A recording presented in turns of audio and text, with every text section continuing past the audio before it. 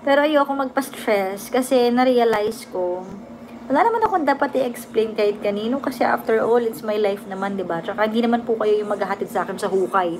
So, ba't ko kailangan mag-explain sa lahat ng bagay, diba? Parang, ha? Bakit? Diba? Ganun lang yun. If you support me, thank you. If you don't like me, ganun na yung mantra ko ngayon. Di sige po. Pero thankful pa din. Pero, anong gagawin ko, diba? Huwag na tayong gumawa ng mga ikaka-stress natin mga bagay-bagay.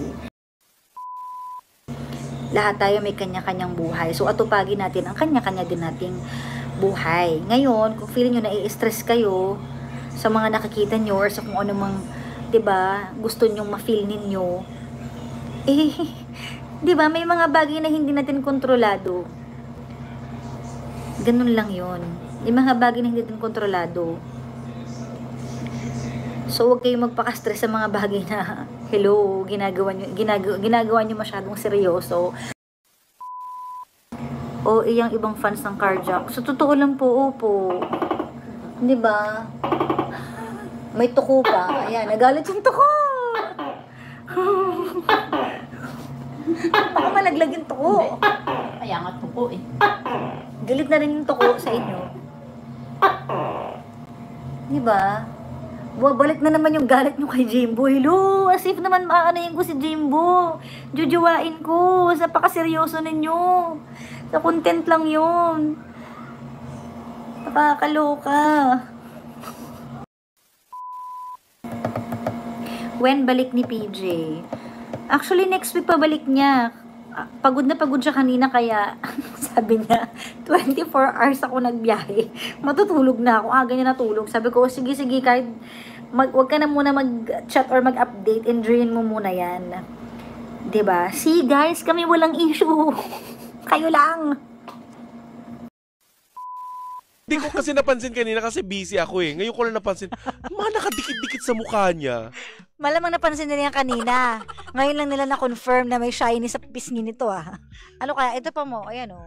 Kaya my gosh! Tinesting ko kasi nakita ko sa TikTok. Magandang kara kahit hindi ka, maganda ka na. Siniseryoso mo naman yung sinasabi kong pangit ka sa personal. Hoy! So, kamusta weekend mo? Okay naman. Mahaba ang weekend natin alam ngayon. Alam mo, itinulog ko lang ng itinulog sa bahay. Rest lang talaga. Kasi yung boses ko, kasi, parang gasgas na yung gamit boses na gamit. ko. Oo, pasok na pasok. Kasi nung Friday, nag-inom kami. Nga pala gusto ko pala... ano nangyari ng Friday? Alam mo, sa sobrang haba ng color, di na ako nakatikim. Doon talaga, hindi ako hiyang. Nagsusuka ako sa vodka, gin, hard, lahat ng hard. Bawal. Okay. Ayun. Ayaw niya ng hard. Okay. So, eto na. Di pinapainom namin siya, ayaw niya. Nakaharap sila Mami Olet. Sabi niya sa akin, ay sila Mami Olet, painumin mo. Di nagpunta ko kay Mami Olet. Hiningian ko na tuloy ng pambili ng soju ni Gandang Kara. Total, di ba? Mahal niya si Kara. O, painumin natin si Kara. Para mature ba? Charing. Hoy! Hoy! Ayun, tapos hindi na ako makapaghintay. Sumisilip nga kami dyan, hindi mo kami pinapansin. Kasi nga naka-on air. Na kayo. Hoy! Hindi kasi naka-on air, alam mo naman hindi na nakakakilala to kapag may, kapag friend na sila ng jowa niya. Nakatingin, pinagsasabi mo dyan, hoy! Nakatingin nga ako sa inyo. Hindi naman ako makatayo kasi ang haba. Alam mo naman, ang haba lagi ng call pag Friday. Oo. Ibig sabihin, baka wala talagang love doon. Ang habol na lang talaga ako maniniwala ko, sa'yo malabo, sa'yo yun. Kasi wala ka nga nun, di ba?